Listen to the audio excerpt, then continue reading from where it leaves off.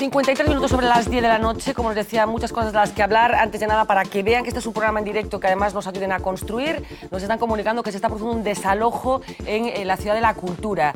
Allí permanecían encerrados alrededor de 50 miembros de la Plataforma de las Artes Escénicas, entre actores, directores y demás representantes de este colectivo, y que están siendo desalojados, como decía, por la policía. Si tenemos imágenes, en el caso de que nos lleguen, que las tengamos, las compartiremos con todos ustedes, para que sepan que las cosas que suceden llegan directamente a Vía V y nosotros lo compartimos con ustedes. Bueno, Manuel Fernández Blanco sigue con nosotros y se incorpora don Roberto Blanco Valdés. Muy buenas noches. Muy buenas noches. Veo que te emocionó el Grándola Vila Morena. Mucho, me emocionó mucho. Yo lo vamos a poner en el transcurso del programa de hoy porque creo que se lo merece. He de decir que me lo enviaste tú, el link. Y a mí me lo envió Marina Chiavegato. Esto es que venía reenviado, efectivamente. No, y me emocionó mucho, sí señor. Y además me parece un ejemplo de cómo se puede interrumpir elegantemente y de una manera razonable un pleno del Parlamento sin que ocurra absolutamente nada. Bueno, como nos emocionó tanto, a pesar de que esto sucedía ya el viernes pasado, en el transcurso del programa de hoy recuperaremos también ese momento que se vivía, como decíamos, en la Cámara Legislativa Portuguesa la semana pasada, con ese público interrumpiendo al primer ministro, a Pasos Coello, cantando el impresionante Grándola Vila Morena. Xosé Luis Barreiro, moi boa noite. Hola, boa noite. Como estamos? A ti impresionouche o Grándola Vila Morena? Moito Grándola Vila Morena en calquera circunstancia que se cante. Eu estaba na mili cando foi a Revolución dos Claveles de Portugal. Puxose moi de moda a Grándola Vila Morena daquela. E había un cabo vasco, chamábase Vale, era de Eibar, non souben máis del, que collera así a cousa e cada vez que tiñamos que salir a algún tipo de maniobras a onde fora, sempre se acercaba a un teniente ou así que el lle parecera así máis pobre de sentidos e a preguntar: mi teniente, por favor, que si vamos por aí, díganos que vamos a cantar el cara al sol o Grándola Vila Morena. Porque, claro, daquela estábamos... Pero arriscábase moito a facer esa pregunta. Pero a gente quedaba absolutamente sin saber qué contestar, entre otras cosas, porque no sabían lo que era Grándola Vila Morena. Y porque quien había puesto Grándola Vila Morena era el ejército de Portugal. Nosotros éramos en aquel momento, podíamos cantar una cosa o la otra. Y entonces siempre, a ver, ¿qué vamos a cantar? ¿Grándola Vila Morena o el cara al sol? Bueno, don Ernesto Sánchez Pombo, muy buenas noches. Yo estaba en la facultad y recuerdo que hice un trabajo sobre la Revolución de los Claveles. Sí, que aquí había sido, vamos, bueno, claro, cosa... es que cuando las barbas de tu vecino veas cortar, como tiene razón José Luis a remojar. Bueno, en fin, veremos, como decíamos, ese vídeo tan emocionante, pero hoy se trataba de hablar en esta primera parte de lo que está sucediendo con la monarquía. Nos está sorprendiendo hoy mucho el silencio, casi se puede cortar, porque hoy casi no ha habido reacciones desde los dos principales partidos, Partido Popular y Partido Socialista. Nadie ha hablado de lo que conllevó la declaración del ex socio de Urdangarín, Diego Torres, el pasado sábado, y de todo lo que se ha ido sucediendo desde entonces como consecuencia de las informaciones que hemos ido teniendo. Vamos al plato de informativos para que Uxía Rodríguez nos actualice cosas, como decía, que han pasado en las últimas horas. Adelante, Uxía. Pues Fernanda, lo que está claro es que esta va a ser una de las semanas más intensas de la Casa Real. Este sábado, como decías, volvió a prestar declaración ante el juez de Palma el ex socio de Iñaki Urdangarín, Diego Torres, y dentro de 5 días será el turno del Duque. Tal y como prometía, la comparecencia de Torres no ha tenido desperdicio y esta vez ha apuntado directamente a la zarzuela. Asegura que el rey estaba al tanto de todos los negocios de su yerno y no solo eso, además los bendecía.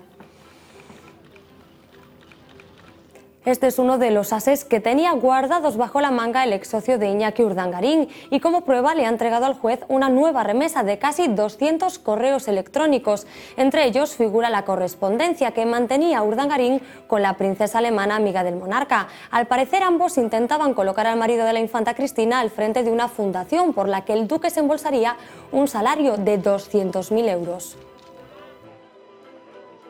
Sus casi 7 horas de declaración, Torres ha tenido para todos. Según el cofundador de NOS, tanto él como Urdangarín utilizaron el nombre del príncipe Felipe, para el que podría ser uno de sus proyectos más ambiciosos, la creación de un segundo equipo de vela español para la Copa América. Y en medio de todas estas nuevas acusaciones, ¿cómo se queda la infanta Cristina? Según Torres, era conocedora de todo. En el aire está que la acusación popular pida de nuevo su imputación.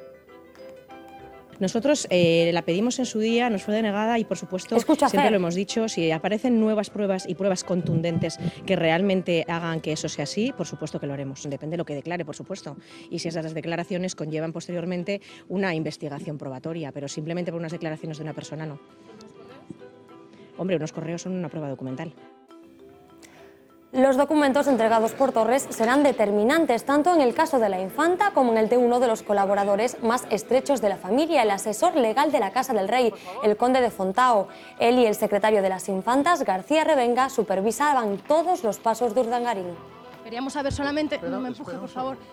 Ellos niegan tajantemente las acusaciones. El abogado del duque de Palma no ha sido tan contundente a la hora de desmentir un intento de soborno a Diego Torres. ¿Usted ofreció dinero y trabajo para que Torres callara? En absoluto. ¿Es una invención todo? Yo qué sé. Pienso que sí, pero en fin, cada uno se defiende como pretende, como quiere, ¿eh?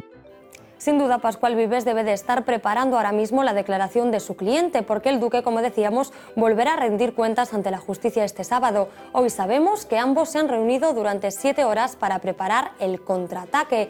Y es que han pasado ya un año desde estos dos momentos. Tanto hace 12 meses como ahora, el testimonio del cofundador de NOS ha sido clave. Mismo escenario y mismos protagonistas: el juez Castro, los fiscales, abogados, procuradores y, como no, los ciudadanos baleares, que este sábado volvieron a la calle. En comparación con la declaración de Urdangarín del año pasado, que había muchísima más expectación y sobre todo de gente de la calle, este tema ha sido diferente, ¿no? Diego Torres quizá no suscita el mismo interés que Iñaki Urdangarín. Estará esto a tope por lo que representa. Todos esperan con expectación el regreso del duque de Palma a esta rampa de apenas 50 metros que da acceso al juzgado. Urdangarín volverá a una ciudad que ya le ha quitado su nombre a una de sus calles más importantes. Lo hará también bajo la amenaza de un embargo. No sabemos si el próximo sábado volverá a defender así su inocencia. Comparezco hoy para demostrar mi inocencia, mi honor y mi actividad profesional. Durante estos años he ejercido mis responsabilidades y he tomado decisiones de manera correcta y con total transparencia. ¿Y por qué piensa que esto le pasó? Mi intención el día de hoy es aclarar la verdad de los hechos. Estoy convencido que la declaración de hoy contribuirá a demostrarlo. Lo ha hecho todo con... El que fuera su amigo íntimo Diego Torres fue el primero en ponerlo en la diana del caso NOS, pero hemos conocido más nombres de presuntos implicados. Al del expresidente balear Jaume Matas se unen los de Rita Barberá y Francisco Camps. Según Torres, ambos mediaron para que el yerno del rey consiguiera 3,5 millones de euros para el Valencia Summit. También aparecen Pepe Blanco y el ministro de Cultura, José Ignacio Bert. El primero pudo presionar para que el PSOE valenciano no preguntara por los negocios del duque, mientras que el segundo abordó proyectos empresariales con él. Y mientras los jueces reclaman más independencia, hoy Gallardón les ha contestado. Sin entrar en absoluto, cosa que ni quiero ni puedo hacer en lo que es un procedimiento concreto, lo que sí quiero hacer es una llamada a la confianza en nuestro sistema. Podremos tener dificultades, podremos tener diferencias, podemos tener incluso confrontaciones dialécticas, pero yo creo que todos los que de una u otra forma participamos en el buen fin de la Administración de Justicia en España, en lo que coincidimos es en la independencia de nuestros jueces y magistrados y, por lo tanto, yo pido a los ciudadanos que tengan plena y absoluta confianza en el Poder Judicial. Lo que está claro es que la reputación de la familia real está más tocada que nunca. Aunque la Casa del Rey intenta marcar distancias, las presuntas irregularidades cometidas por Urdangarín pasan factura y se suman a una retahíla de meteduras de pata que van a aumento y que tuvo su cenit, recordemos, hace unos meses con la polémica cacería de Botsuana. Así está la situación a 5 días de que Urdangarín vuelva a sentarse delante del juez. Bueno, ya te digo, vamos. Bueno, pues muchísimas gracias, Uxía. Estábamos viendo y comentando aquí mientras estabais contándonos detalles. Roberto, ¿qué va a pasar con la monarquía?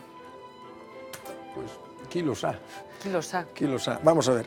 En primer lugar, la declaración de Diego Torres es una declaración que hay que tomar de quien viene, de un acusado, de un imputado, que está defendiéndose y, por tanto, que para defenderse utiliza todos los medios que tiene para su defensa, lo cual es absolutamente legítimo, aunque sea moralmente censurable el que para defenderse esté dispuesto a arrasar cielo y tierra, ¿no?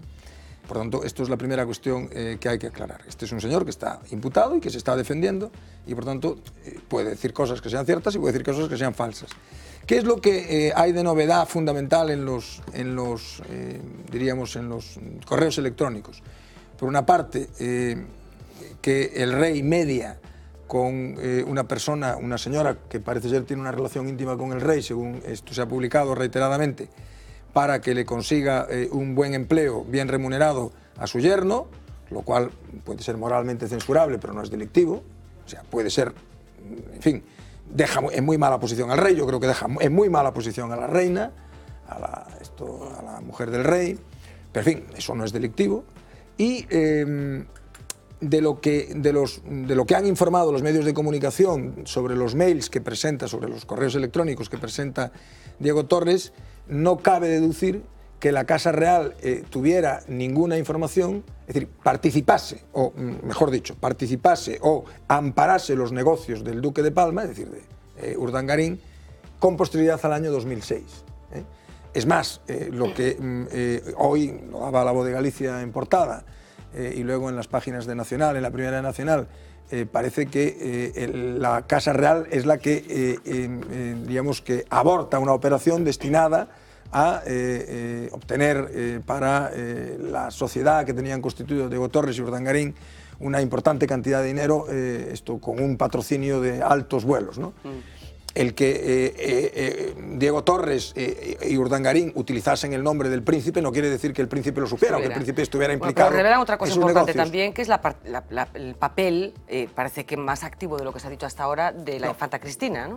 Vamos a ver, yo creo que con toda seguridad, y esta era la última cosa que iba a decir, con toda seguridad lo que se deduce también de los correos electrónicos es que la infanta Cristina no era una mera persona que contemplase desde lejos aquello, sino que estaba perfectamente al día, lo cual por lo demás es lo que indica el sentido común, porque no es fácil que tu marido compre un palacete que cuesta 1.000 millones de pesetas, 6 millones de euros, 8 millones de euros, 6 millones creo que era, y que tú no te preguntes en algún momento de tu existencia cómo es posible que pueda juntar esa cantidad de dinero. No es verosímil, ¿no? En todo caso, y termino, no hay que negar que esto afecta al prestigio de la institución y no hay que negar que deja en mala posición a la institución, a la corona, y por tanto que estamos en una situación en la que un problema más, ya conocido, se añade con mayor gravedad a la cantidad de problemas que tenemos en un contexto, diríamos, que da la sensación, que da una cierta sensación de fin de ciclo, ¿no?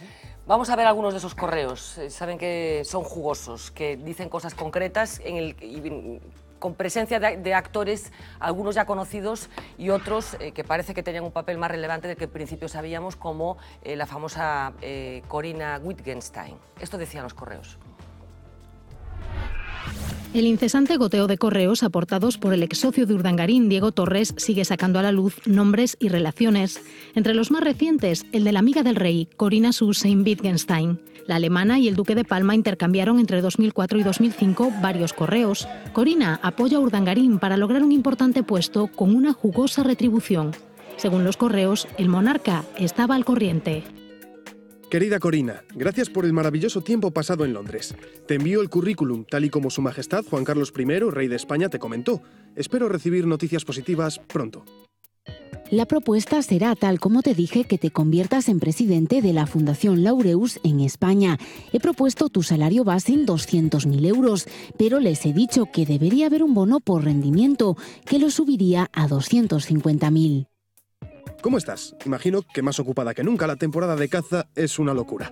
Sobre nuestra conversación en Londres el pasado diciembre, sería interesante concretar los asuntos sobre los que hablamos. ¿Puedes enviarme la nueva propuesta? Te envío mi número de cuenta para actualizar nuestras operaciones.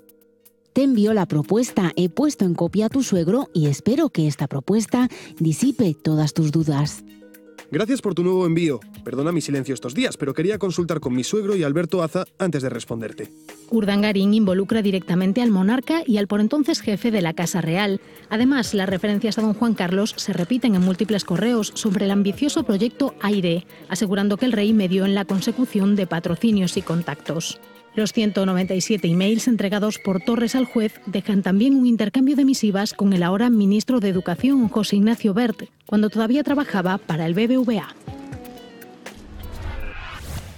Y si hace solo unas semanas descubrimos que Urdangarín firmaba los mails como el Duque empalmado, ahora ha sido una foto de otro correo electrónico la que ha levantado ampollas. Es esta la que vais a ver a continuación en vuestras pantallas, porque forma parte de un mail que envía Urdangarín al secretario de las Infantas, Carlos García Revenga. En él se bromea y dice que cambia de curro, que el Duque de Palma asegura haberlo dejado todo, dice en ese mail, para llevar después la dirección de un equipo profesional de ciclismo, un equipo con el que tiene que estar permanentemente en contacto, dice Urdangarín. Dice que es una piña con la que tendrá que pasar mucho tiempo practicando. Acaba el mail a García Revenga y dice que no se preocupe, que va a estar todo muy bien, y lo termina firmando como Chiquitín. Como ves, Fernanda, Urdangarín sigue dando que hablar también en la red. Pues muchísimas gracias, Marina. José Luis, Chiquitín. A ver, estábamos hablando ya al principio de que hoy los partidos políticos no han querido pronunciarse. No te extraña nada. Los políticos son muy cultos y leen mucho. Y yo me acordaba ahora, precisamente, en virtud del apellido de Corinna Wittgenstein, que es un filósofo alemán, no sé si tendrán algún parentesco, que en una de sus obras, no me acuerdo muy bien, ahora tengo el título, pero creo que es el Tratatus Lógico-Filosóficus, termina así: de lo que no se puede hablar, mejor es callar. Y yo, basándome en Wittgenstein, en el del Tractatus. En el del Tractatus. Voy a hacer mi intervención. Vamos a ver, la forma en que, por donde vamos en este camino, es como una herida hecha despacito que le va doliendo cada vez más al cuerpo social español, de una manera extraordinariamente grave. Entre otras cosas porque hay cosas muy graves, porque alguien desde la Casa Real ha aprovechado la influencia para forrarse, y en segundo lugar porque hay cosas menos graves, muy poco graves y nada graves, que se convierten en graves por la propia narración. Por ejemplo, lo de la ciclista, lo del que firma el Duque tal. Lo que pasa es que eso ilustra al personaje. Sí, ilustra al personaje, claro, pero le va produciendo un daño extraordinario que va sirviendo además para destrozar a una familia y destrozar a la primera familia, como diría González Pons, va dando la sensación de que lo otro es un mare magnum imposible de resolver. Por tanto, yo creo que debía haber un pacto. Hay cosas que no se deben decir, pero que yo no tengo ningún inconveniente en decirlo. Yo creo que debería haber un pacto para terminar esto cuanto antes. Y debería de abrirse inmediatamente, cerrarse la instrucción, abrirse inmediatamente el juicio oral, condenar a Urdangarín y a quien tenga que ir con él y cerrarlo definitivamente. Si no hacemos eso, en serio, a cambio de nada nos vamos a meter en un berenjenal extraordinariamente grave de carácter político, profundamente vergonzoso y ofensivo para la delicadeza y la inteligencia de la gente, que además no tiene salida. Y como estas cosas hay que hablarlas políticamente bien, hay que hablarlas como son, hay que recordar lo que se hace en todas partes, y hay que recordar, por ejemplo, que al marido de la reina Federica de Holanda, cuando cobró las comisiones por la LOGI, no le pasó nada, y otros casos por el estilo. Pues yo creo que este es un caso que exige no carpetazo, pero sí celeridad, un proceso rápido, y que si nos queda un poco peor instruido, pues no pasa nada, y ahí deberíamos de ser lo suficientes, políticos, jueces, pueblo y los músicos de la banda, que son importantes en estos temas que nunca se hace sin música. Deberíamos de estar todos de acuerdo en cerrarlo cuanto antes y sin regodearnos más en esta cosa que es de extraordinario mal gusto por encima de lo de la extraordinaria gravedad que tiene como delito en las partes. Pero, ¿y en ese proceso al que tú apelas, por ejemplo, la imputación de la infanta Cristina, que parece que es un clamor ya? Pues yo creo que debería de estudiarse muy seriamente para concluir que no. ¿Resto? No, yo entiendo perfectamente la postura de José Luis, pero yo creo que sería cerrar una gravísima crisis en falso. Parece que las crisis no se deben de cerrar en falso, y además ante determinadas cuestiones no debemos de hacer pactos, porque tenemos la experiencia de que hicimos pactos en la transición y miramos, hicimos tiempos nuevos y miramos para otro lado y probablemente alguna de las cosas que estamos Ernesto, pagando... te interrumpo un segundo nada más, quieras, porque vamos a escuchar a González Pons y esas expectativas que muchas veces se crean en la ciudadanía en relación exactamente con la monarquía y con la posibilidad de que sus miembros sean iguales ante la ley que el resto de los españoles. Y esas expectativas las han vuelto a crear y en este caso las ha creado González Pons. Creedme, lo más importante de todo, porque sin eso todo lo que estoy diciendo podrían quedarse en palabras, es que las instituciones funcionan. Que los jueces funcionan, que los fiscales funcionan y que la policía funciona.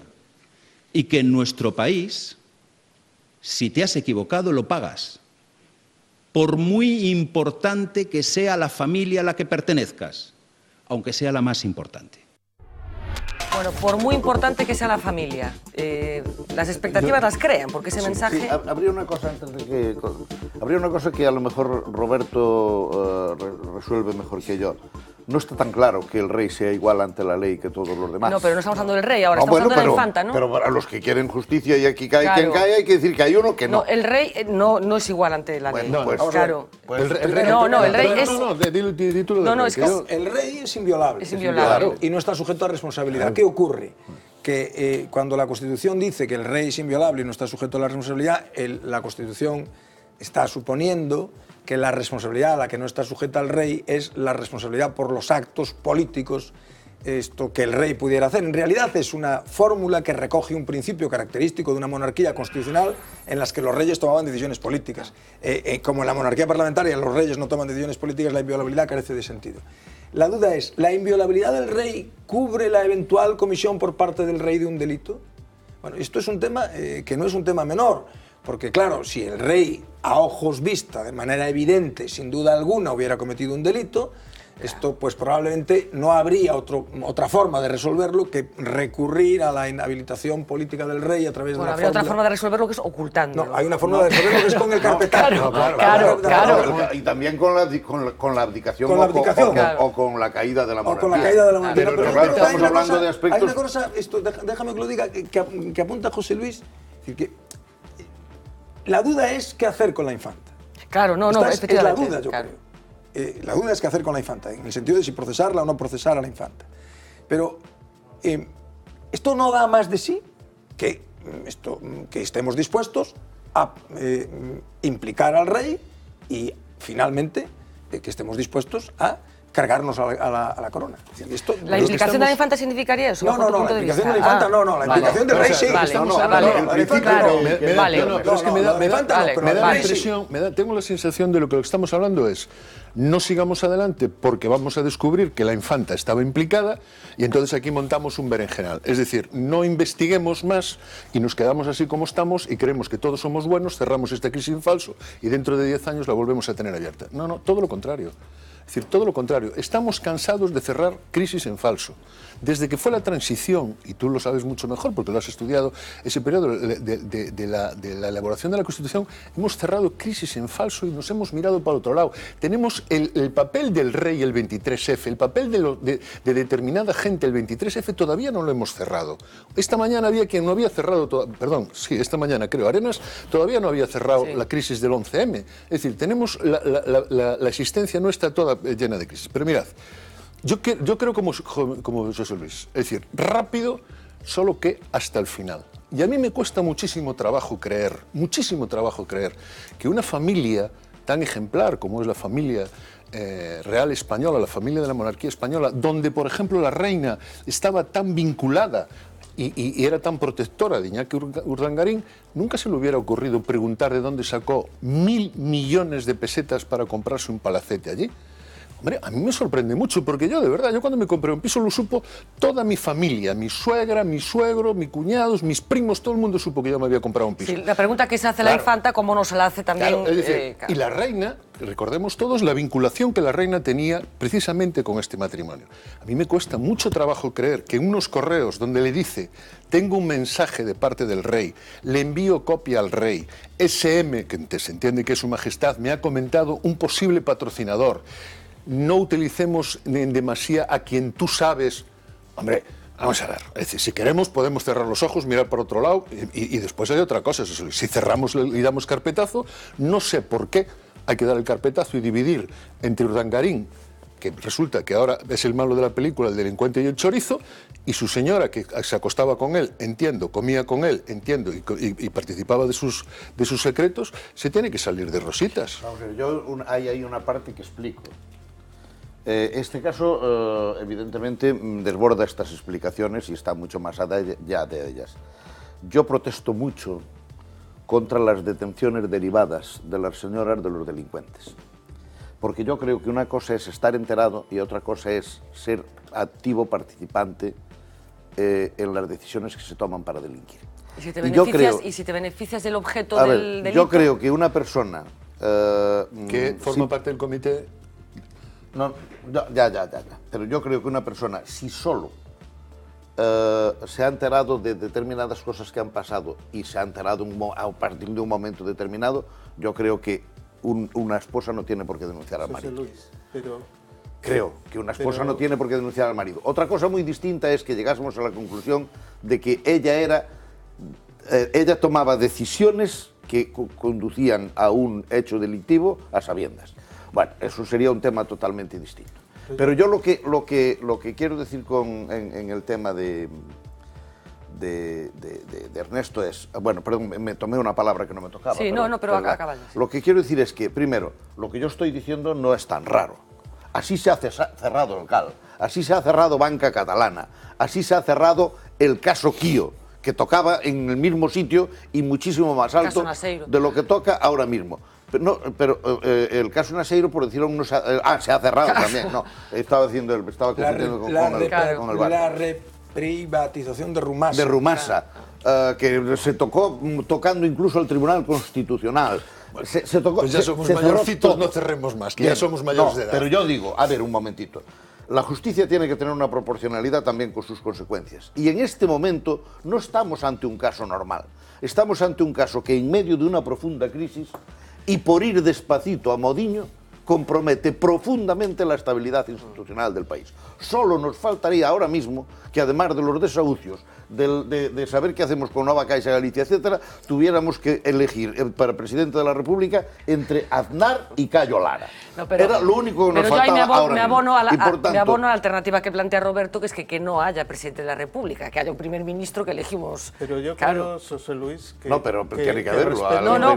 Puede el modelo americano. Un ejecutivo monista al estilo americano, que haya un jefe de gobierno que es jefe del Estado. Claro, es lo mismo, es un jefe de Estado igual. Pero sí, es un jefe de Estado constante. Claro. Vamos a ver, yo creo que aquí hay una cuestión que no tiene tanto que ver con si la infanta Cristina se enteraba más, menos, se beneficiaba más o menos. La infanta Cristina es miembro de la junta directiva de la institución que está siendo investigada. A mí no me cabe... Como mínimo nominalmente, no sabemos si iba a las reuniones o no. Y son 4 o 5 miembros de la junta directiva, no estamos hablando de 200. No estamos hablando del Consejo de Masas, de la Caixa, etc. Estamos hablando de 4 o 5.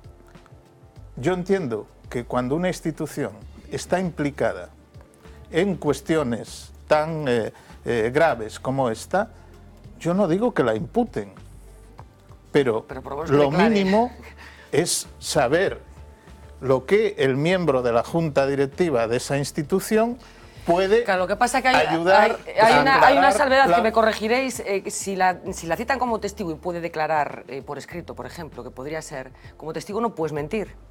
No, pero ella no tiene obligación de declarar contra su marido. Contra su marido. No, pero contra su marido está amparada. Pero sí tendría obligación. Nadie puede ser obligado a declarar contra su marido. Pero sí tendría obligación de declarar sobre las cuestiones societarias. Sí. ¿no? Mira, pero vamos a ver una cosa. Yo creo que no hay que coger el argumento de José Luis. La infanta Cristina es que no se enteraba de nada, prácticamente nada, era absolutamente inocente en esto. Pero ella, lo cuenta Eduardo Inda en el libro, y no sé, yo me leí el libro de las perrerías de Urdangarín, ¿no?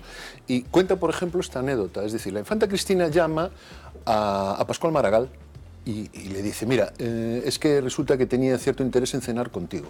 Pascual Maragall dice, mañana en el Palacio de no sé qué, tal. Y se presenta Pascual Maragall y su señora a la cena. Y se presenta la infanta Cristina y Iñaki Urdangarín. Esto está en el libro, no lo ha desmentido nadie, me imagino que será cierto. Y nada más empezar la cena dice, mira, tienes que perdonar, pero es que Iñaki te quiere plantear un negocio. Y creo que el bueno de Pascual Maragall no se lo creía. Es decir, no se creía que la infanta estuviera planteándole negocios y tal. Tal es el caso que le dijo, vas a hablar, mi gente se pondrá en contacto contigo. Y lo que se cuenta es que Pascual Maragall al día siguiente reunió a su gente de importancia y tal, dijo, hay que sacarse como podamos al infante al Urdangarín de encima. No vamos a hacer nada con él. Esto es un timo. Esto es el timo de la estampita. Bueno, o sea, ella no está en Dejadme, es que quería avanzar un poco porque hay mucho tema y quiero ver a continuación una imagen que yo creo que resume muchas cosas. Vamos a verla. La imagen de Luis Bárcenas llegando al aeropuerto de Barajas después de darse un paseo por Canadá practicando deportes de riesgo y esa peineta que se ha convertido en la más famosa después de aquella que hace unos años ya había realizado José María Aznar. Una peineta que decíamos, bueno, la podíamos contemplar hace unos días, que muchos se han tomado como un símbolo de lo que mucha gente está haciendo en general con los españoles y con la sociedad española, pero para que se enfaden un poquito más, vamos a recordar algunos de esos viajes, incluido este del que venía cuando fue fotografiado en Madrid-Barajas con este gesto tan estiloso del extesorero del Partido Popular.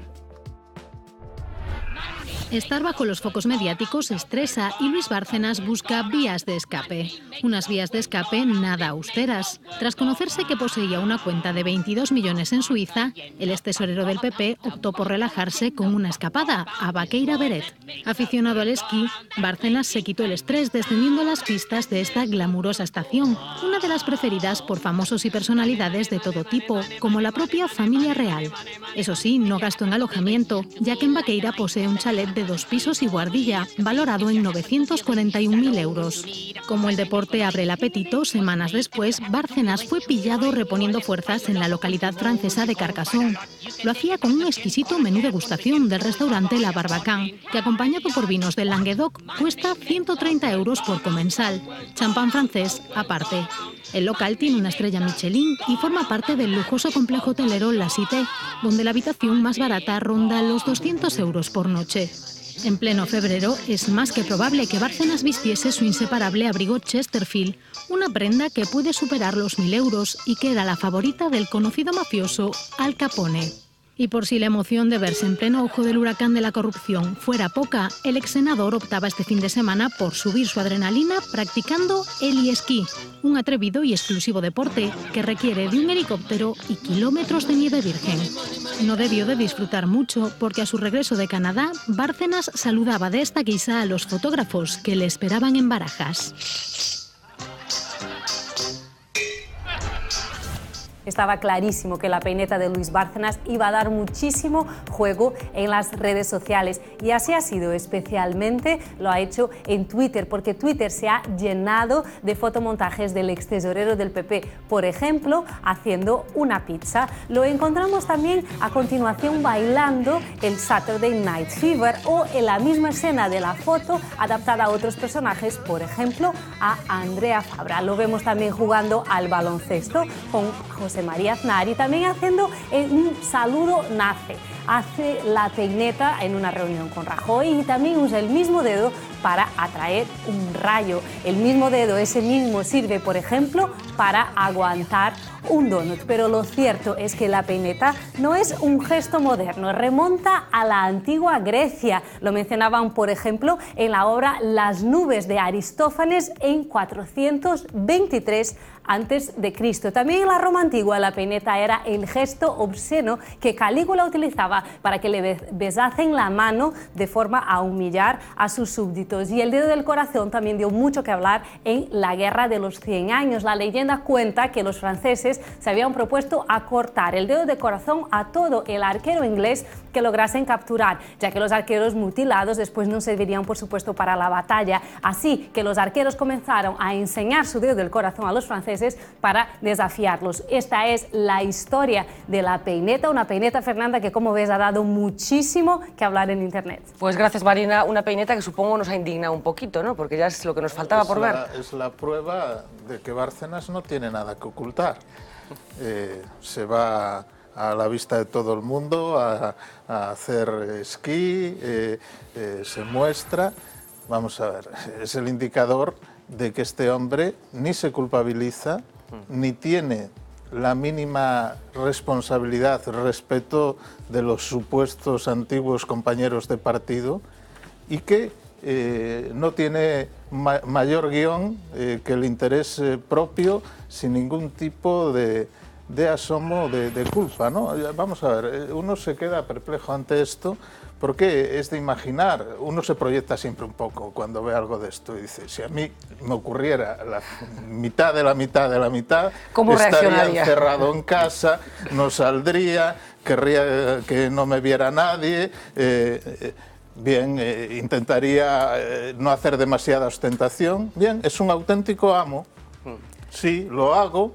Porque puedo hacerlo. Y lo hago, chantajeo a quien sea, a quien me pueda decir que crear un problema yo lo amenazo subrepticiamente, etcétera. Bueno, en cualquier caso, que sí parece, saben que Dolores de Cospedal, esa mujer a la que vemos tan poco últimamente, después de verla prácticamente todos los días, registraba el pasado viernes en los juzgados de Toledo esa denuncia, la primera, se supone, de una cascada de denuncias que van a presentar dirigentes del Partido Popular contra varias personas, incluido medios de comunicación, en este caso contra El País, de una forma específica, y parece que en esa denuncia Cospedal apuntaría a Bárcenas como el filtrador de toda esa documentación que se ha ido publicando en diferentes periódicos. Y aclarar también que el PP lo que sigue sin aclarar es por qué el ex tesorero siguió a sueldo del partido hasta finales del año pasado, a pesar de lo que se había dicho. Roberto. Sí, en relación con la peineta, en realidad yo creo que esto es una especie... Sí, bueno, yo no sabía que se le llamaba esto peineta.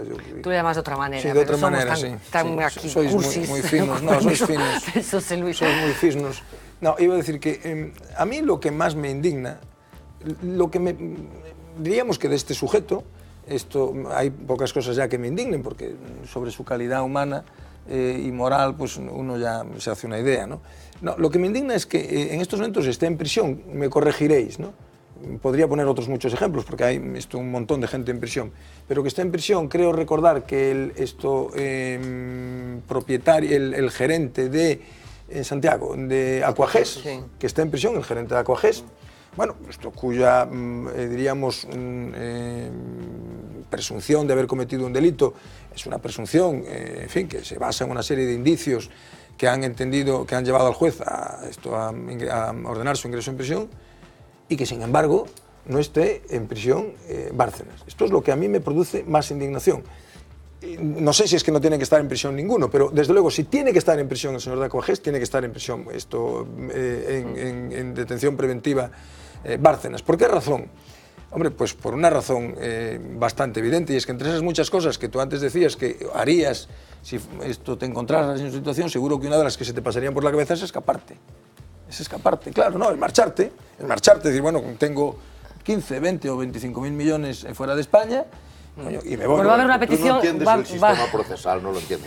Vamos a ver. No, ha de ser que no. Al señor de Aquagés lo han metido en la cárcel. Porque se llevó 30.000 millones. No, para que no destruya pruebas. Ya. En cambio, lo tienen que dejar fuera para que las destruya. Bien. Por eso le han dejado 3 años en el Partido Popular sin haber entrado nunca, y además cuando a un juez se le ocurrió ir a buscar los papeles de Bárcenas, los va a buscar al País en vez de ir al PP, porque como Bárcenas trabajaba en el País y no en el PP, pues los va a buscar al PP. Pero bueno, esto es un pacto o no es un pacto. No, claramente. Hay una cuestión que a mí me dijeron esta tarde, que Bárcenas estaba contratado por el Ministerio de Industria para hacer una publicidad, de la marca España, ¿no? Para hacer una publicidad sobre las bombillas de bajo consumo. Y lo que hace es decir, si todos, o sea, iba a salir una cosa debajo que decía, si todos tuvieseis bombillas como esto en casa, España reduciría la factura en un 15%. Y creo, bueno, él lo hace con otro dedo, pero creo que eso es lo que está, fijaos cuando lo veáis, que está señalando a las bombillas, no está... Ya. Lo que pasa es que ahora somos todos malos, y a una persona que no ha imitado en nada al Capone, que no ha tenido no tiene ningún indicio encima, que no ha hablado él mismo ha reconocido que llevaba el dinero en bolsas al banco para hacer el cheque para luego pagar la obra de arte que compraba sin declarar, etc. Todo eso no sirve para nada. Ahora, eso sí, un concejalucho de Santiago le cogen una palabra por teléfono y está en la cárcel. No, perdona, está en la cárcel, no, va al juzgado esposado.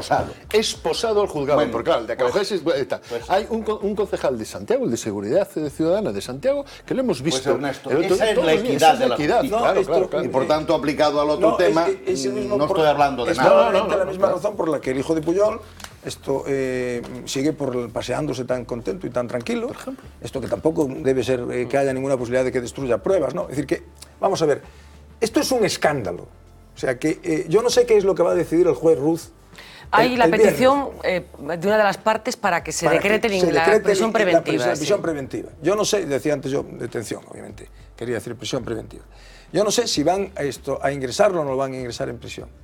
Pero, desde luego, diríamos, el escándalo que supone que en estos momentos los jueces estén ordenando prisión preventiva para personas sobre cuyo riesgo de fuga no hay ninguna. Pues además es muy sencillo, si lo que quieres es proteger, hombre, pues esto, coges todos sus documentos, sus ordenadores, esto precinta su casa, y este señor se pasea de una manera absolutamente ofensiva, de una manera absolutamente, en fin, descarada y ostentosa e inmoral. Hombre, esto no puede ser, esto no es razonable, no es sensato, ¿no? Yo creo que estás exagerando, Roberto. Estoy exagerando. Sí, yo creo que no es tanto. Vamos a ver. Posiblemente. Arenas decía, vuelvo a insistir, creo que era esta mañana en Valladolid, decía que esto es un complot para acabar con el presidente del gobierno, con Mariano Rajoy.